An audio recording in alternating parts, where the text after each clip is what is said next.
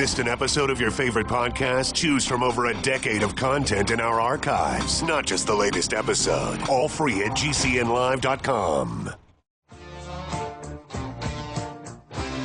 This is your call to action. Get prepared, America. Economy, survival, energy, disasters. This is USAPrepares.com. Informative radio, educational radio. Interact now by emailing instructor@USAPrepares.com or text at 434-390-7953. Class, please take your seats. Now, your instructor, Vincent Finelli. Everyone all set? Cocked? Locked? You dialed set correctly to USA Prepares. Thank you for being in class with us today. Jason is engineering the broadcast in Minnesota. I'm Vincent Finelli. Guineith Isaacs is with us, live in Australia. Welcome, Guineith. Hello, Vincent. How are you this morning? I was hoping you wouldn't say that. Well, you know, I got to tell you, I'm a little frosted with a person who listens to this broadcast. And I'm going to tell you his name.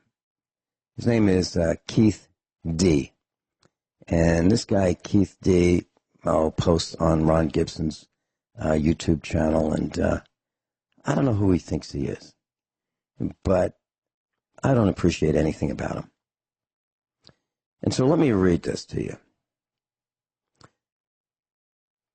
It doesn't say Vincent, it just starts out, I've been a fairly loyal listener and fan of your show for the past few years.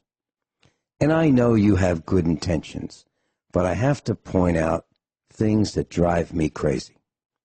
You have these great guests on at countless and countless times you interrupt them to tell your stories about your accomplishments in computers, education, car repairs, shopping trips, etc. Too many to list. You should get a stopwatch and time the sometimes only 3 to 10 total minutes you allow your instructors to talk about what they've been scheduled to discuss.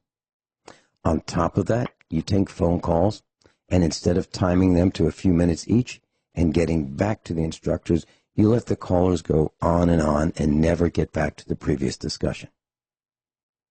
Never get back to the previous discussion. I know you've had some health problems, and my mother was subjected to a bronchoscopy like you were, and she said it was horrible, like drowning. But Vince, you need to use a decongestant, mucus, phlegm expectorant before you go on the air. Some days you sound like your sinuses and nose are clogged and your lungs and throat are crackling with mucus. It's terribly distracting and it makes it hard to listen to you. Please don't take this email as a personal attack. I'm sure I can't be the only listener who finds these extremely annoying. Thanks for all the good information I do glean from your show. Keith. Okay. All right, Keith. Well, here's my response. I have an extremely serious respiratory disease. Most people don't survive it.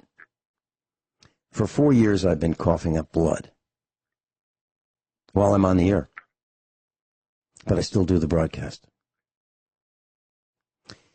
And do you think I don't know what it's like to be choking? Do you think I don't know what my voice sounds like? Do you think I'm that naive? I have a mute button, and you never hear the gasps for air. You never hear the blood coming out of my throat because I don't let you. But for you to tell me that I need to use a decongestant or mucus phlegm expectorant before I get on the air because it's distracting, Keith, I don't need you. Keith, I don't need you. I don't want you. Go away. And I'm really trying hard not to lose my temper. That's just part one. Let me give you another part of this parasite. Let's see. All right. So, recently, a couple days ago, Keith says, now, Guineith, did you hear the broadcast about doublespeak, how Rick Miller and I decided to teach a class that people don't pay attention? Okay. Well, I decided to do that because I don't believe people pay attention to anything. And I know my internist says that people will wait for her appointment. They'll get into her exam room, and they'll be on the phone, and they'll put their finger up and tell her to wait. Okay? They're not even paying attention to their own doctor who can save their life.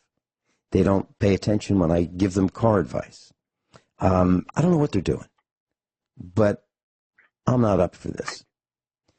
So I decided that, and I told Rick that here's what I wanted to do, and I asked him if he'd like to do it with me. I said he didn't have to. I'd do it by myself, but if he wanted to, that'd be great. And the broadcast was based on pure scientific nonsense, just to see what would happen, because I wanted to prove to myself that people aren't paying attention. And that's what we did. We proved that no one called up to beat us up on the air saying, you guys are crazy. Nobody. Why is that? Why is it that nobody did that? Because they weren't paying attention. So this guy, Keith, hammers me on Ron Gibson's YouTube channel, and here's what he says. And he starts out, he doesn't, I don't think he knows what the shift key is for sometimes. He starts out with a lowercase sentence, word in the first sentence. Why would you waste our time with a stupid prank like using doublespeak? Now I'm going to read that again. Why would you waste our time with a stupid prank like doublespeak? I'm going to read just one more time. Why would you waste our time? Keith, I owe you nothing. Nothing. I don't even like you. So who do you think you are telling me that I'm wasting your time? Nobody pays me to do any of this. Nobody pays anybody else to do any of this. Not on this show. I don't owe you anything. Then he goes on to say, Dr. Miller, and he spells Dr. D-R, all lowercase. Doctor, that's kind of an insult to me, right? Doctor with a lowercase D-R. Dr. Miller is a treasure, and not taking advantage of his wisdom while he's still with us is ridiculous. That's what he says. I contacted Dr. Shealy about his advice to your friend Marty. She needs to look into a product named Silver Lawn, and I'd like her to recommend a book to you, Vince, lowercase Vince, called Honest Medicine by Julia Shopik. Honest Medicine and Julia Shopik are all capitalized. It goes into detail about the miraculous benefits of Silver Lawn and other little-known medical treatments. I purchased the book on eBay for about $7. Keith, let me tell you, I know Julia Shopik. I have her book. I have given out her book. Julia Shopik has been with me since day one, very first expo. She and I did an in-person. I was in person. She was on Skype. We did a seminar at the Get Prepared Expo together. She's been on the air with me many times. She wanted to meet Dr. Shealy. I did a broadcast with Dr. Shealy and Julia Shopik simultaneously on the air so she could talk to him and he could talk to her. Marty Barrett is a very dear friend of mine, one of my longest friends. Longest meaning I've known her the very long time, almost 50 years. Marty Barrett and I talked over the weekend. She was my university lab partner. I've met her family. I've met her children. She's a wonderful, kind, caring, nice person. And if they had a Miss University contest, she would have won it. Hands down. Poise, charm, wit, knowledge, beauty, it's all right there. and I consider her a very, very, very, very dear friend. And when she told me over the weekend that she had a wound, the next words out of my mouth were, would you please call in to Dr. Shealy? Do you have our number? And she said she would. So there is nothing that I wouldn't do to help Marty Barrett, as long as it was moral and legal and above board. So, Keith, Marty knows about Silverlawn. Marty knows about Julia Shopik. Marty knows about Dr. Shealy. But Dr. Shealy does not have Marty's phone number. I do. So I object to people calling our instructors to give them advice based on what I do. It's wrong. It's insensitive, and it's not polite. Do not call Dr. Shealy. The reason I took our website down is because of people like you, Keith, because I don't want you bothering our instructors. You may think you're doing something nice, but you're a problem. We actually know what we're doing. USA Prepares is a family. It's an extended family. We all love and care for each other, and we'll do anything for each other. We don't need you telling us what to do. And if you don't like this, tough. So please don't contact me through Ron Gibson's channel. I don't want to hear from you. I don't want your advice about my voice and the sound of it. If you don't like it, shut us off.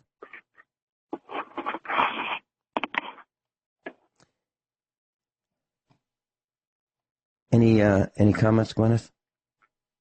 You know what? It constantly amazes me how this guy, he hates us all so much, and yet he still listens to us every day. Golly gosh, it's almost like he's being paid to do it.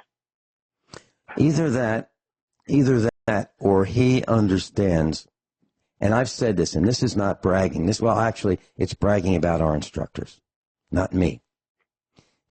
I believe that USA Prepares is the single best broadcast there is, period, because of our instructors. We are the only broadcast on radio that has a correspondent from Australia every week for years. The only one who would volunteer, the only one who has a degree in environmental science, the only one who's a farmer, the only one who really understands and can write as well as the finest authors anywhere on the planet. The only one that has the depth and breadth and width and height of knowledge that you do, Guineith. You're the only one. And Norv Shealy, same thing. Rick Miller, same thing. Rich Scheben, same thing. John Regan, same thing. And there's so many others. You look at, the big name broadcasts. What can you take away from that? Do they talk about what's wrong and why radiators are rotting out from the inside? Do they talk about why you're destroying your flat tappet cam engine? Because the oil is devoid of additives like zinc and phosphorus? Do they have a brain surgeon on for 2 hours a week for 8 years? How about a physicist for 7 years? How about a John Regan? How about a Guineith? I'm angry. Who do you guys think you are? Guineith Isaacs is with us, and so I talked with Ron Gibson of the Ron Gibson channel. I know Ron. Ron's an outstanding gentleman. As kind and nice as could be. I invited him to be on the air with me, and he would prefer I'll stay behind the scenes. And he mentioned to me that he had been banned. Now, if he's been banned, we've been banned. He hosts on his website on YouTube a couple broadcasts, and so he's been banned by YouTube, PayPal, Twitch, DLive or DLive, Twitter, Periscope, and Patreon. Pretty good. Congratulations. Must be over the target. Yep. So he's got his challenges. And he's still there. He's still at the grindstone. He's not giving up. So when it comes to being attacked, these people who attack us are either being paid or they just have nothing better to do. They think that they are learning so much and they really want to tell us how we should do our broadcast. Well, it's not going to work because there was a broadcaster who owns a network by the name of Sam Bushman. And Sam Bushman, one day, we were on RBN, Republic Broadcasting, Genesis Communications Network, and Liberty News Radio, which is Sam Bushman's network. And Sam Bushman didn't pay us to air our broadcast. We just let him have it. And then he decided that, well, Rick Miller shouldn't be on with me so much. And Norm Shealy shouldn't be on with me so much. Maybe like a half an hour a month. And I told him no. No. And then when he attacked Rick Miller, I told Sam Bushman to take me off his network. It looks like we just went off the air. Is that what happened? Gwyneth, can you hear me? These people, I have a name for these people. I call them basement dwellers because on average they are usually over 30 years old. They've never done anything with their lives and they generally live in their mother's basement or in their attic or in their room. So they've never had to go out there and fend for themselves.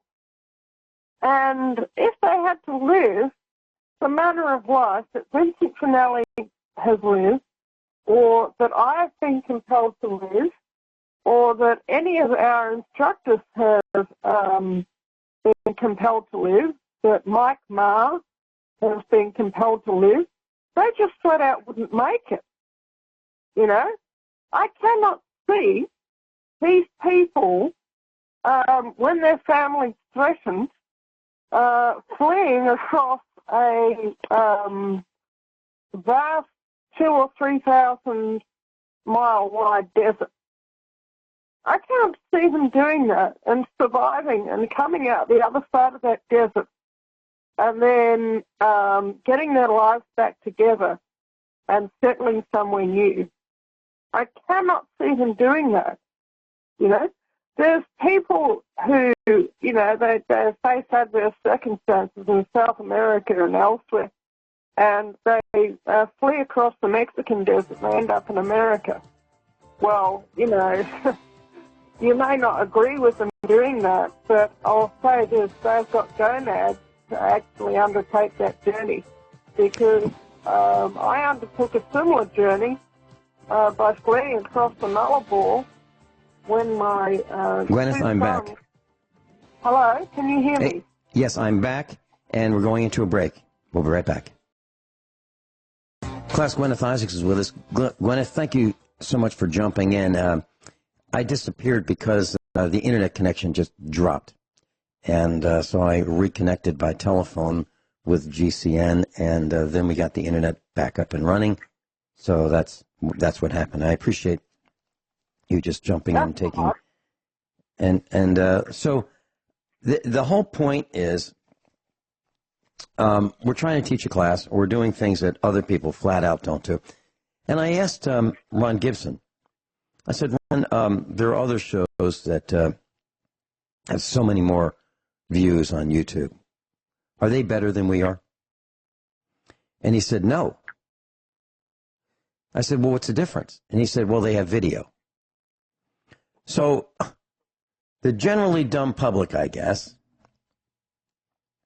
has to have video to watch or to learn. Got to have video.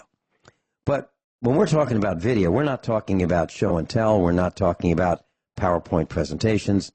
We're talking about a person on the air on camera. And I think radio, yeah, that's right. I think radio is the theater of the mind And I will not go on video. I won't do it. I've been asked to. And I said the only time I'll do that is if the IRS wants to audit me, I will go on video and we will do a live broadcast while I'm being audited. No problem. But other than that, no. So if our potential listeners, and I'm not talking to our class. I'm not mad at our class at all. I'm not angry with them. I'm not disappointed. Just this one guy, actually two guys, another guy that trades by the name of 408 Magenta. So neither one of these guys can use their real full name. They have to hide. You know, like perverts. You know, perverts don't, generally perverts, when they first realize they're a pervert, they don't want people to know because they know it's, you know, it's not nice. It's disgusting. So they don't want people to know. So these people who hide on the internet behind euphemisms and pseudonyms, I'm not impressed. I'm using my real name, Vincent Finelli. That's a real name. You know, not like, Michael Weiner. There's a guy, a well-known broadcaster. His name is Michael Weiner. You might have heard of him use the name Michael Savage. I use my real name. So why am I taking this approach? Because I'm finding that more and more people are less and less nice. And if they're less nice, I don't want anything to do with them. And let me give you an example of what I'm talking about. So there's this parasite, and she's in Pennsylvania.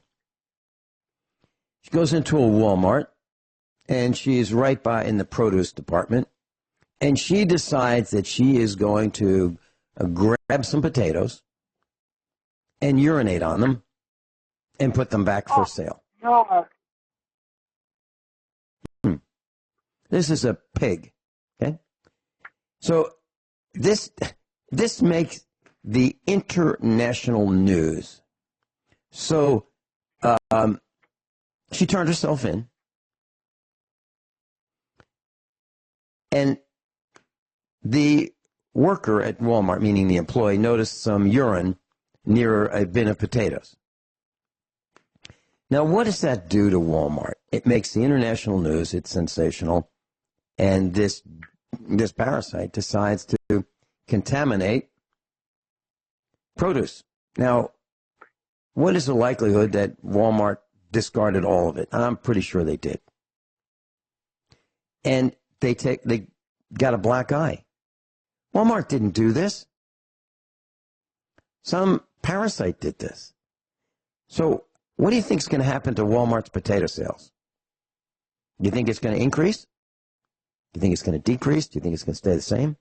This made the international news. It's all over. Wow. Just like that other jerk who, and they're really proud of themselves. They take selfies of opening ice cream and licking it and then putting the lid back on and putting it back in the freezer. These people should be punished. And I wanted to know from Guineith, what would you do if you were in charge of meting out the punishment for people who do things like that, who are willing to put their germs, their parasites, their diseases for public consumption to unwitting, unknowing, unsuspecting customers? What would you do? I don't think I could say it on air. To be perfectly honest.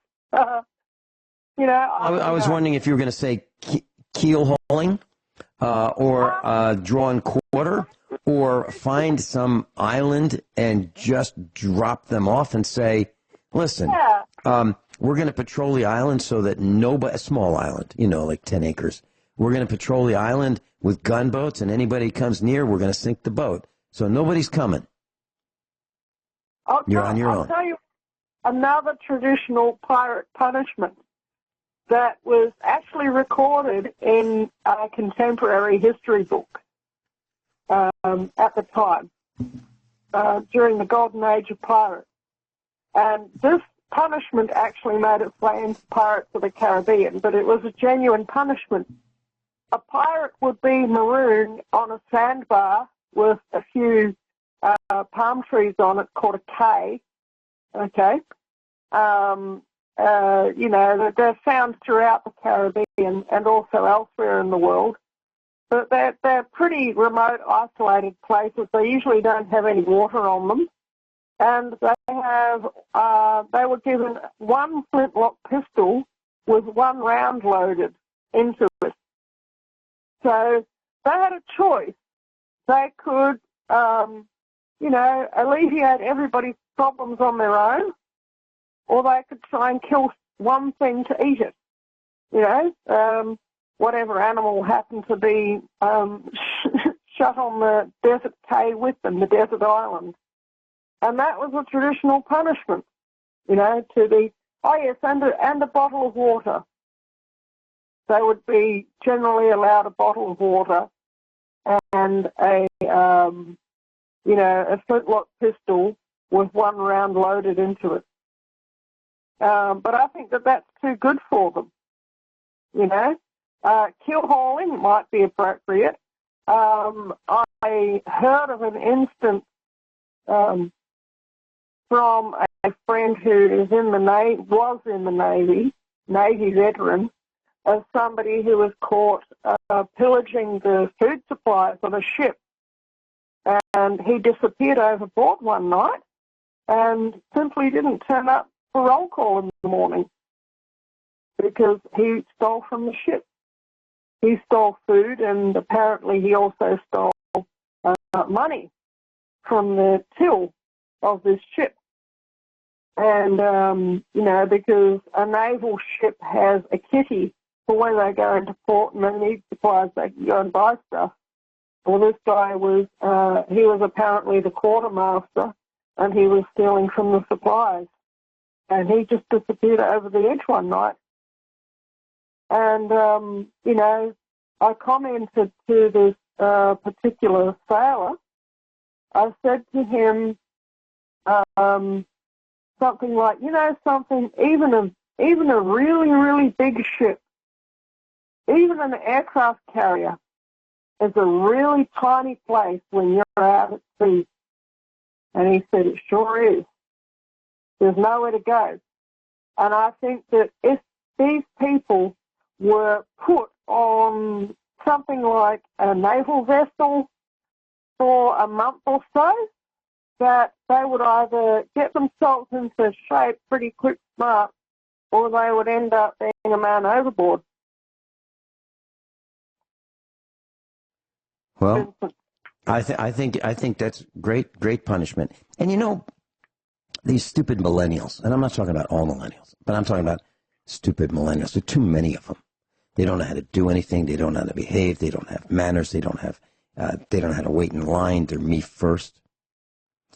I was talking with a guy who owns a radio network, and we had this hypothetical discussion. I'll tell you who it is. His name is John Statmiller. He called me yesterday. And so here's the hypothetical situation. Let's say you own a radio network. Now, let's say you have, 35 different hosts, 35 different programs. And there really are no rules. The rules are unwritten. John Statmiller doesn't tell his host what to say or what not to say. He won't do it.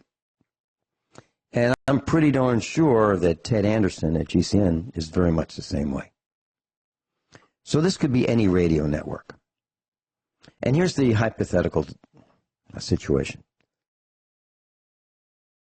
So let's say you have 35 or so hosts, and you've got a couple of them who say things that are offensive to a lot of people. And the FCC could get involved and say, you know what? We don't allow that. So we're going to shut you down. Or let's say let's say it's like a TalkStream Live, and we are on TalkStream Live, and we're ranked pretty highly on TalkStream Live. It took a while to get here, but TalkStream Live has some rules, and you just can't be mean, rotten, nasty. You can't say things that aren't true. You have to be honest and above board and fair. And I support that.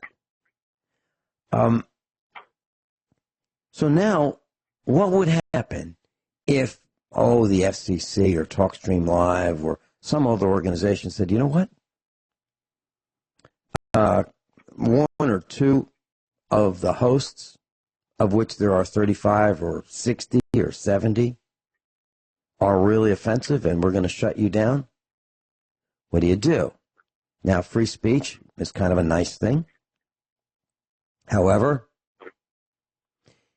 I look at any host that would do that as like a millennial who would think, I have a right to say whatever I feel like just because I feel like saying it. Me first. I don't care about the other hosts. I don't care whether they get thrown off the air with me or not. I don't care about that. I just care about me.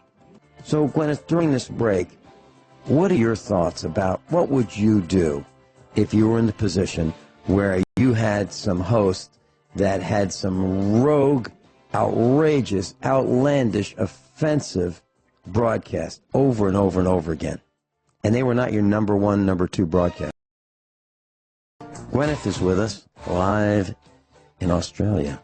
So, Guineith, what would you do if you were in charge of a network and you had some people that were saying some offensive, over-the-top things, and some true, some untrue, just outrageous and offensive, and put everybody else in jeopardy? What would you do? They would be warned, first of all.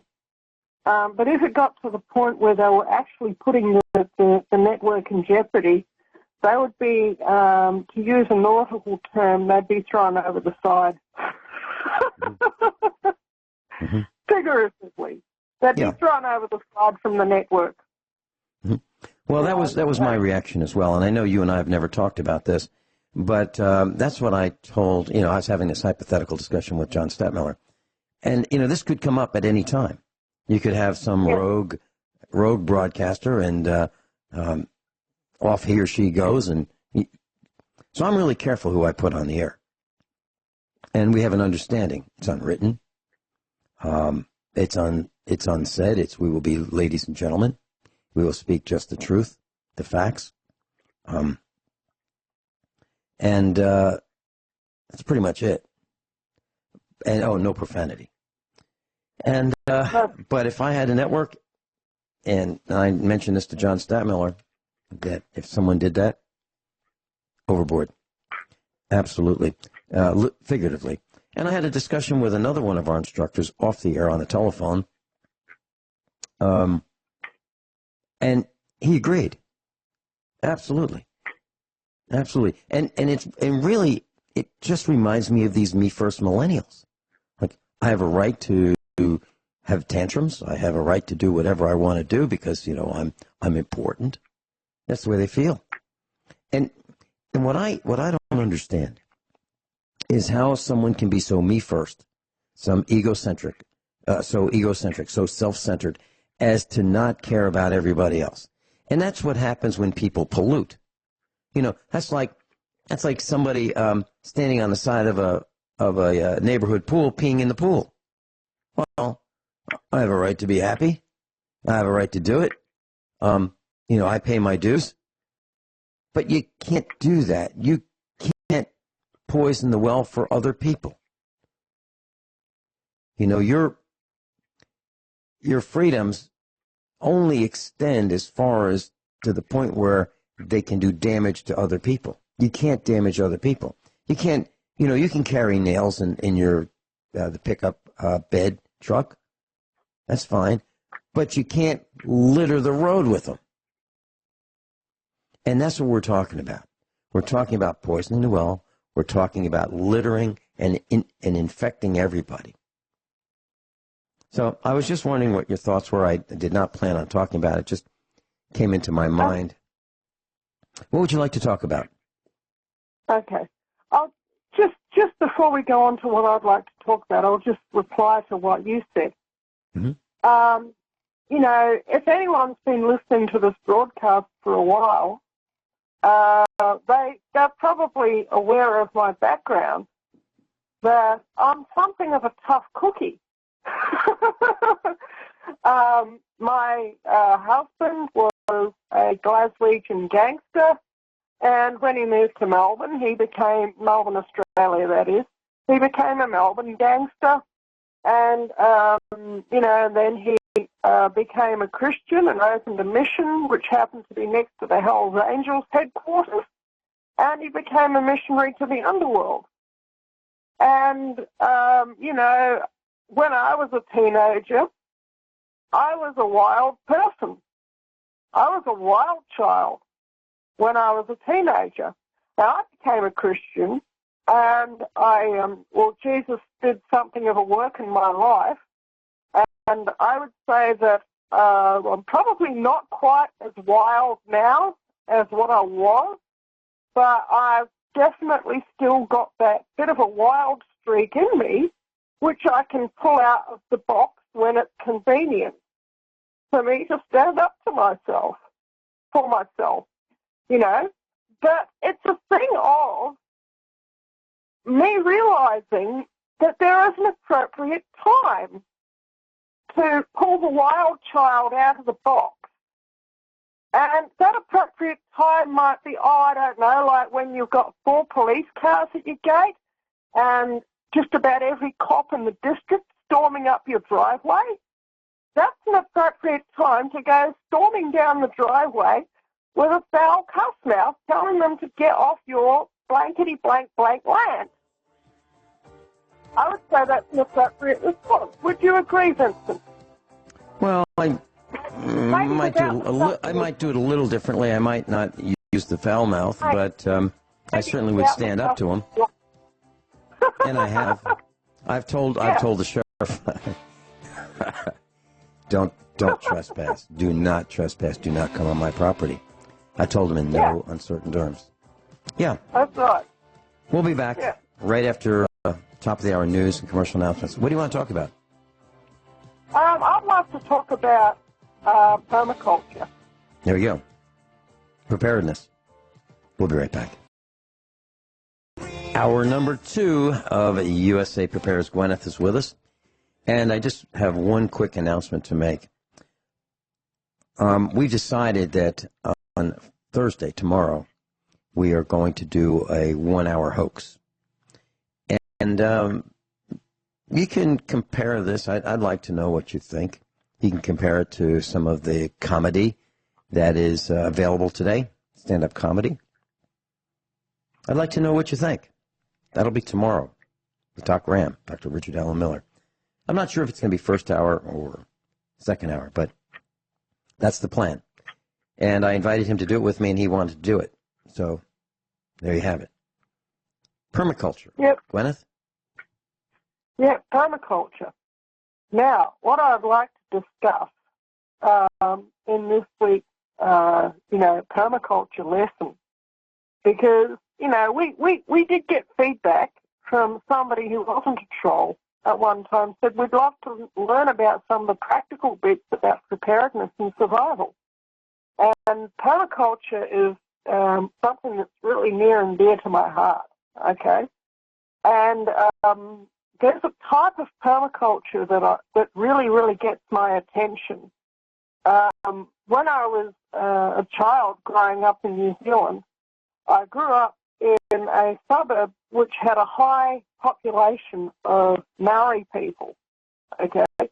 I grew up on a particular road that was actually kind of famous because this road had a lookout at the top of it, and this lookout was famous the lookout was a big flat rock, and the lookout was famous locally because that's where one of the early Maori explorers had met with some of the Pachupaerahe, who were the little people of the mountain. They have been called fairy folk. They were probably about 3 or 4 feet tall. I am getting to the permaculture, by the way. But they had red hair, or blonde hair, and they had blue or green eyes, and they had white skin. And they were about 3 or 4 feet tall. And whether that was a pygmy tribe that lived on the mountain in ancient times, a pygmy tribe of white people, or whether it was really fairy folk, I don't know. But what I do know is that many of the people who live in that area, they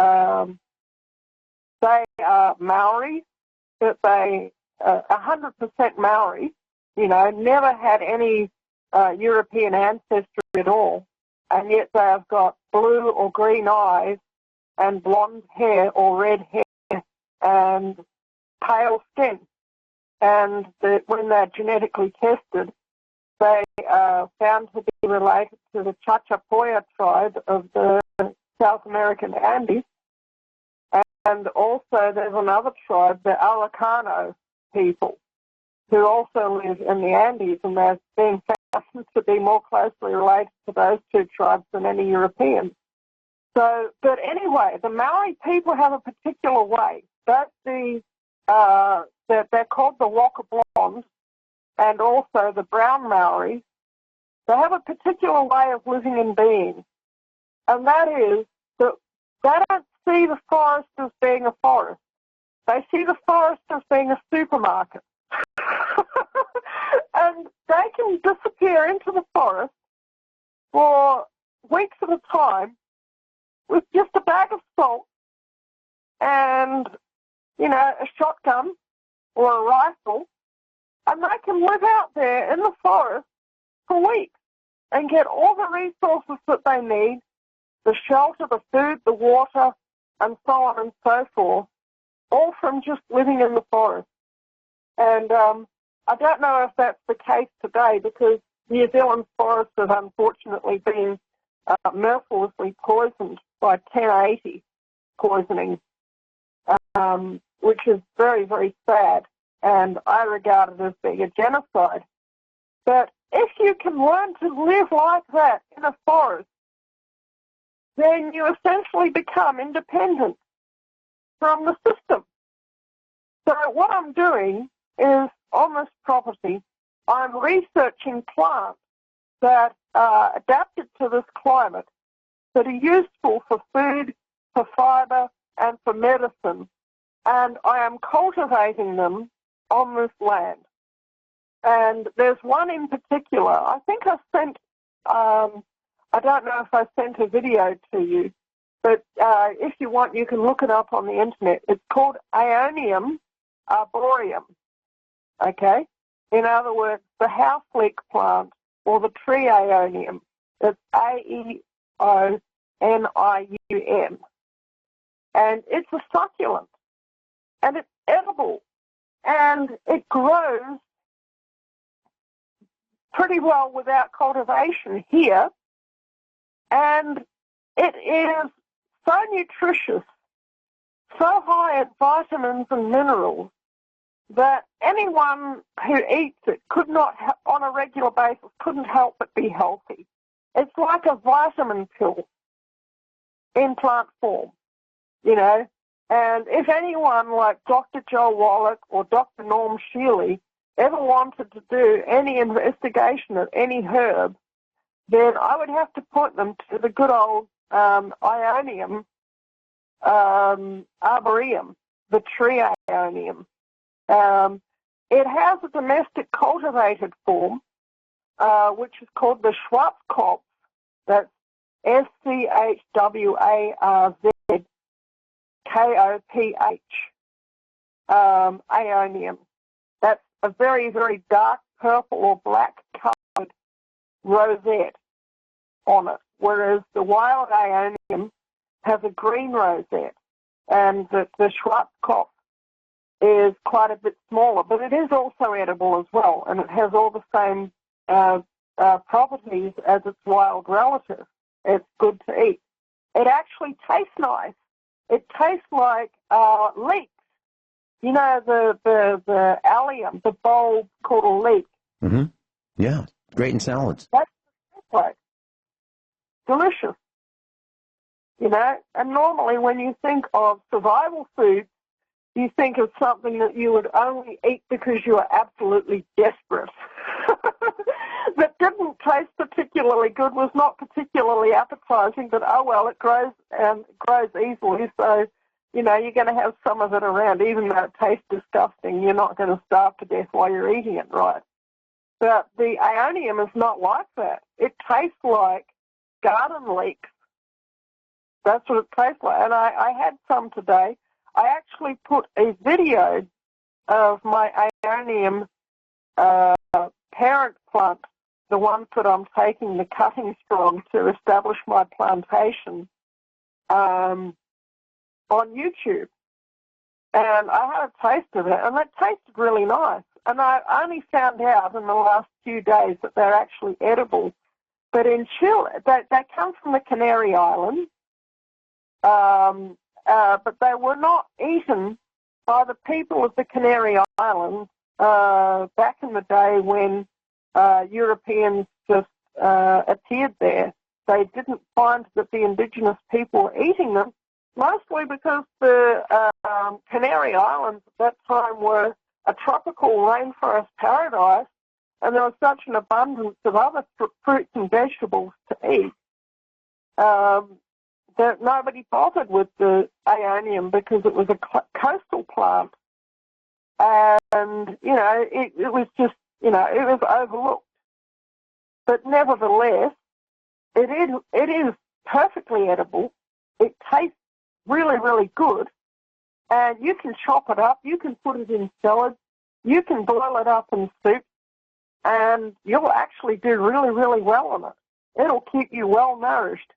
And there's other plants as well that I quote-unquote cultivate here, but actually they just sort of come up by themselves every year. And all I did was introduce the seed stock, and they ran rampant because they are by nature weeds. But nevertheless, they're edible. One of them is that gets eaten on a regular basis, and actually we had some tonight in our dinner, was the good old stinging nettle. And stinging nettles are edible. They're not edible raw, of course, because they have stinging cells on them, okay? But if you cut them up and you boil them in a soup or in a tea, they are edible, and they actually taste really good in a soup. And they're really, really nourishing because they have silicates in them, which are biosilicates, okay? And these biosilicates are needed in your body to produce healthy nails and healthy hair. And there's very, very few plants that humans can eat that have biosilicates in them. But stinging nettles are one of them. And so they, and as well as that, they build the immune system. And once again, they're absolutely packed with every vitamin and mineral that you could possibly imagine. And it's a plant that's overlooked and considered to be a plant of wastelands. But if you have it growing on your property, then you probably shouldn't really dig it up. You should keep that area as your stinging nettle area, and in season you should harvest them. You should cut them, and you could dry them and use them for stinging nettle tea in parts of the year when they don't grow. They don't deal well with frost and snow, but the seeds survive and then they come up in the springtime. So they grow as an annual plant. But around here, they don't deal well with the summers around here because the summers are baking hot and dry, and stinging nettles don't like that. So once again, they just go to seed, they die, and then they come up the next year when it starts to rain. So winter is our green, fertile time here. But yeah, it's like seeing everything on your land as a resource, okay? And it's a bit of a different way of looking at things. And you may find yourself cultivating plants that other people don't like. And they see a noxious invasive weed, and you see a useful natural resource. And really, other people, if they don't like what you're growing in your garden because they see it as a problem, well, it's not their garden, is it? If you can find some use for that plant, it ceases to be a weed and it becomes a wonderful natural resource. Does that make sense, Vincent? It absolutely does. And when we come back, can you answer this question? Guineith, had you not prepared, had you not grown a garden, had you not raised animals, what would have happened to you and your family this year? What would have happened? We'll be right back. So, Guineith, what would have happened if you did not have a garden? Okay, if I didn't have a garden, we wouldn't be eating so well. That's just the plain and simple truth of it. You know, this year, you know, there's a saying, and I think it's in the Bible somewhere. It says, if the righteous are barely saved, what will the wicked do? And that about sums it up. We have, especially this year, for whatever reason, we've begun to experience some real hardship here. But we're going to get through. We'll be fine. And, you know, I'm at the point now on this place where I've got the water supply established. I've got the firewood supply established. We're into a routine there. We have our solar power, and that's doing well. And even if the rest of the world went away tomorrow, we would have this place producing adequate food to keep us alive and keep us going. You know, we have crayfish in the dam, and, you know, especially now that I realise that the ioniums are edible, because I've been cultivating them rather a lot, mainly because they're just flat out beautiful. They're a really, really nice looking plant. And I was actually cultivating them as an ornamental. And there's other plants as well, which other people would consider to be ornamental garden plants, which I have discovered are edible and that I've been quietly cultivating out and multiplying in my garden and learning about wild herbs, wild edibles. And I know that you have another instructor who specialises in this area, and her name is Marjorie Wildcraft. And it's something similar to what she does, I think. But like I say, you've got to identify, because what grows well in my area will not grow well in your area, Vincent. And because it's a different climate. But there are plants that will grow rampantly where you are that I would absolutely struggle to keep alive here. And you can only learn these sorts of things about a place by living in that place for years and just observing, living through seasons. And I would say that we are beginning to get into the rhythm of the seasons here after 6 years of being here. I am only just beginning to get into the rhythm of the seasons here. And by that, I mean we have had 1 year of a really, really serious major drought where actually I had to buy water in to keep my dam, to keep water in my dam and to keep my vegetable patch alive. And that was 2015.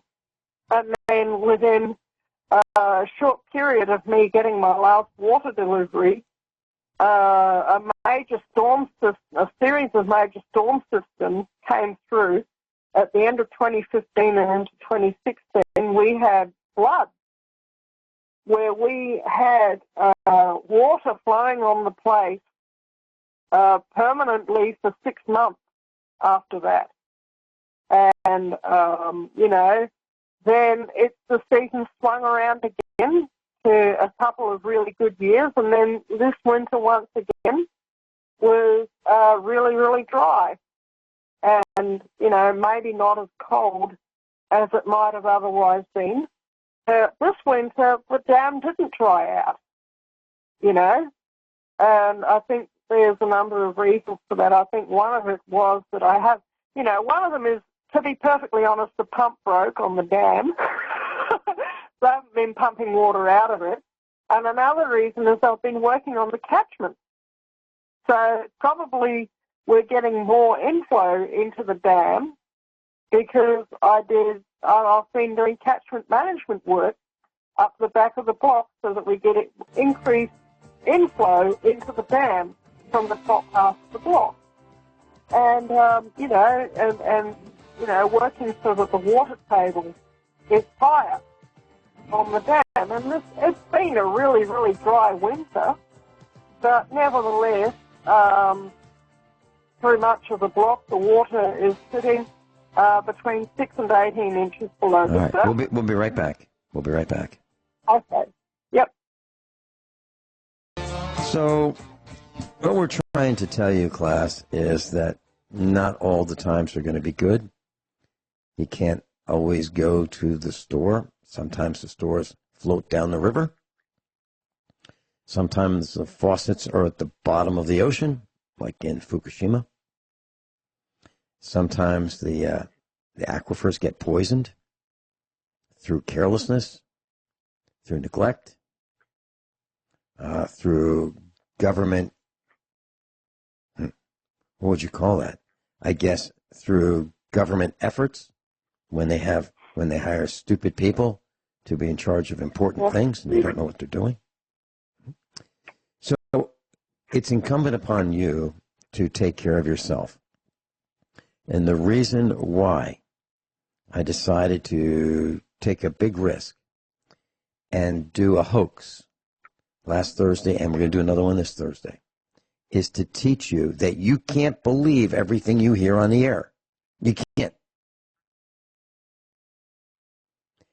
And I refuse to do a broadcast that just talks about how to do things. I want to teach you how to think. And what I've noticed, and I've talked to a number of our instructors about this, and what we have found out is that we'll talk about something, and then it becomes mainstream news a couple days after we talk about it. Or it's on some big website. We've talked about it, and now it's a big, important topic, something that we've been talking about years, but we just happen to mention it. Gwyneth, have you noticed that? I have noticed that, yep. And the thing is, preparedness, to a degree you can teach it, but there's so much that cannot be taught because every place is different, okay? What the main thing is that I think that you're trying to teach, and that what I try and get through people's thick heads as well, is that you need to pay attention, okay? So, like, for instance, with this place here, I was mentioning about after 6 years of being here, I'm just beginning to get into the cycle of the seasons here. The cycle of the seasons here run across a period of 7 to 10 years, okay? You have years where there's low rainfall, and then you have years when there's a flood, and then it goes back to low rainfall and a flood. And I think that we've been through one of those cycles now, and just talking to local people about how the seasons run, they say, oh, yeah, that's how it happens here. And I go, oh, okay, all right, well, now I know, and it's, having the humility to realise that the people who are from there might actually know a thing or two about the plants, the climate, and raising livestock and that sort of thing at that particular location. And if they're willing to teach you, then you should be willing to learn from them because they probably know what they're talking about. you know. But the thing is, it's, oh my gosh, you've got to pay attention to where you are. And if you have got like 20, 5, 10, 20, 100 acres of land out in the middle of nowhere, and you think that you're going to go there when the coprola hits the propeller and set the place up and you're going to be right, you have got another thing coming. That is not how it's going to happen. You need to be there now, at least part-time. You need to be spending at least 2 or 3 days a week. That's aside from the travel time, on your land, working on it, putting in, for instance, perennial crops, okay, both to feed yourself and to generate an income for yourself. You need to be learning about catchment management, and you need to be building up your water supply, putting in dams and ponds. You need to be beginning to construct a house. You need to be beginning to construct things like chicken pens, animal yards, vegetable patches, and in most wild areas which are remote, you will find that you will have to build at least a 6-foot tall fence around your vegetable garden to keep the wildlife out. And depending on what wildlife you have in your area, that might not even be enough.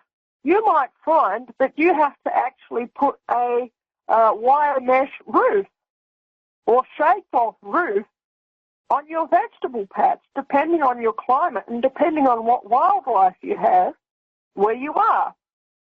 And it's something where you can only learn these things by being there. Otherwise, what's going to happen? You're going to get there the first year with your little package of heirloom seeds that you bought from some heirloom seed supplier.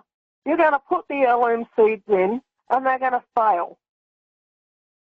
You're going to have a crop failure in your first year of growing vegetables because every animal in the district, large and small, right down to tiny little aphids and slugs, to the local rabbits, the deer, whatever other animals you have where you are going to home in on that patch of green in the barren wilderness, and they're going to think that they've arrived in heaven, and even if your heirloom seeds do come up, they're going to be devoured in that first year, okay?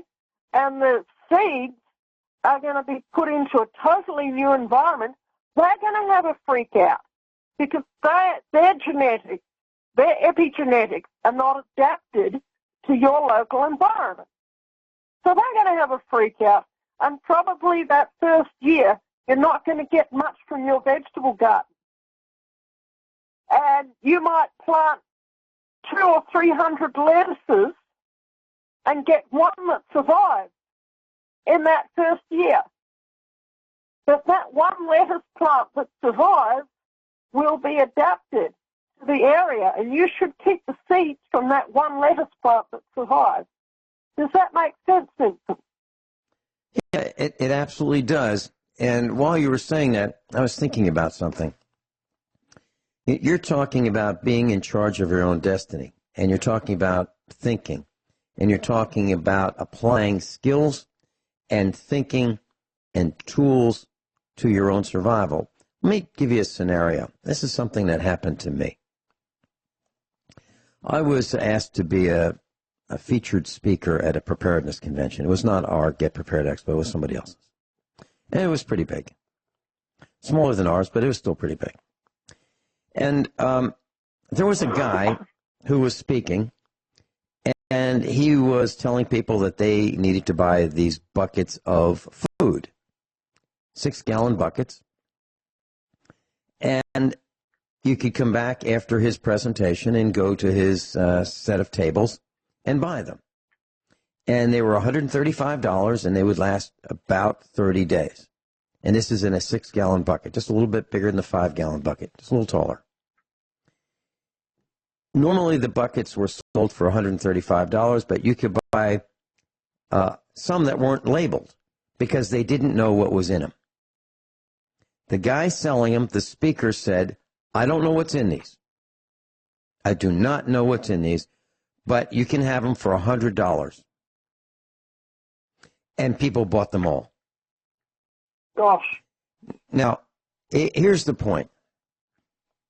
The point is they think they've got something, but they don't know what it is. They think it's going to save their life, but they don't know what it is. They have lost their minds, which is why I'm insisting on doing some classes on doublespeak because of this kind of nonsense. Now, that guy called me up, and he said, I'm coming to your expo. I need 6 tables, 6 booths. I said, no, you're not. You're not coming. You're not invited. And I wouldn't let him come because I refused to let our guests be victims of that kind of operation. I couldn't believe it. I couldn't believe it. And I advised, in my seminar, I borrowed a 30 caliber ammunition can and a 50 caliber can. I brought them into my seminar, and I said, there's a guy selling these, and I'm going to buy some. And you can use them for all kinds of things, nuts, bolts, screws. You can attach them to your tractor, and they're weatherproof, and you can carry some tools in them. They won't get rusty. You can bolt it to the fender of your tractor. That's what I do. You can put, if you had gold or silver, you could put it in there. It's got a rubber gasket.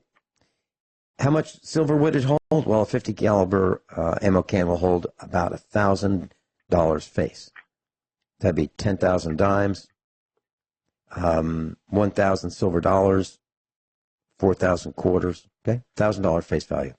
So I was just trying to give an example of how much these would hold and different uses for them. And I promoted this guy, and I said, I'm not getting paid for this, but I'm going to go buy some. I'm going to pay the same price you guys are, and I'm going to take some home with me. So the guy who I borrowed these from gets up, and he does a seminar. And what does he say? You shouldn't believe talk show hosts. You shouldn't do it. Putting all your silver in one of these is crazy. Why would you do that? That's what he said. My question is, why would that guy trash me for giving advice, capacities, and information? The more I see this kind of stuff, the less I want to participate in it. So that's one of the reasons why I don't speak at seminars anymore, because I get trashed for volunteering to help people. We've had it. We've absolutely had it. What's wrong with people? And Guineith, I believe I've received some emails from you. You're talking about the collapse, and you're kind of thinking that this is kind of going to be a good thing because it's going to be a cleansing. We're going to get rid of this nonsense. That's right. We are heading into, I don't quote Bible verses left, right, and centre, and anyone who's listened to my broadcast knows that.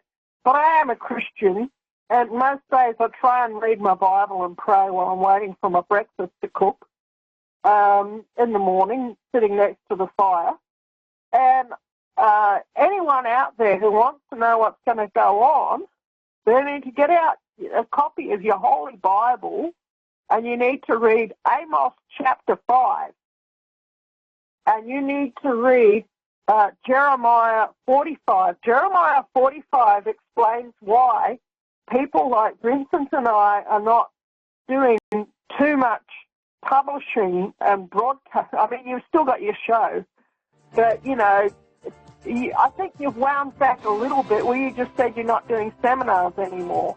And anyone who wants to know why, go and read for yourself Jeremiah 45 and Amos chapter 5. We're staring at a 90% population wipeout, sometime imminently, and I don't know when. It could be a few years out. Right. But Hold that thought.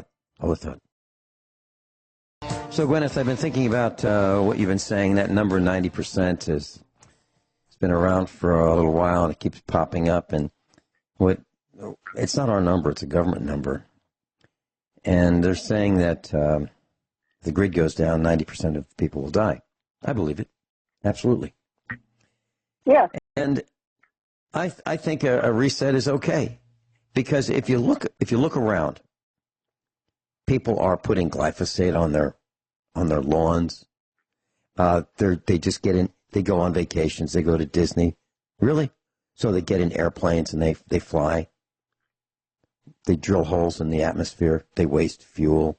They'll sit in their car and they'll let the engine idle while they've got their air conditioning on because it's too hot outside.